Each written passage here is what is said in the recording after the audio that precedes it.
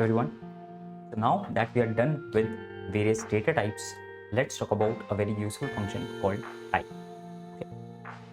Now we'll talk about a function called, and this will have small t, by the way. Okay. So what is the use case of this function type? By the way, similar to print, this function is also predefined in Python. That means we have not written code for this. It is provided to us by Python library itself. Okay. So now what is the use case? Suppose I print hello AJ onto the screen. Okay. So what will happen? It will print hello AJ, right?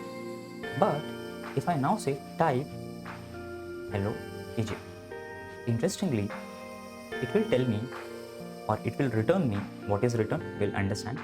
It will return me the data type of that particular object. This I'll call as object. So any data we can call as object in Python. When I say hello AJ type, it will tell me what is the data type of this input. In this case, hello AJ. So here it is telling me string, stating that this is a text in Python. Similarly, if I print 3, it will print 3 as it is onto the screen, right? But if I now check type of 3, it will print int onto the 3, stating that 3 is of type integer. So remember all the types, all the data types that we have learned earlier here, right? All the data types. This is how you can confirm what number is of what data type. Okay? For example, let's take a floating point example. If I print 4.56 onto the screen, this will print as it is 4.56. Okay. But if I now print type, or if I now try to check type of 4.56, it will actually print float, stating that 4.56 is of type float. Lastly, let's take example. So if I say print true, okay, this is a boolean value true, right? But if I now check type of true,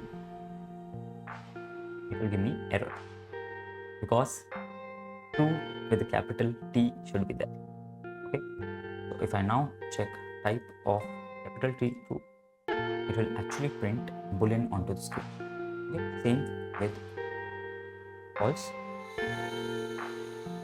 it will print boolean onto the screen. Okay. So it is not printing actually, it is returning you, but a notebook has this feature of directly printing whatever is being written. Okay. So this was a very great introduction for us to the type function. We'll be using it very much in the upcoming sessions. So thank you.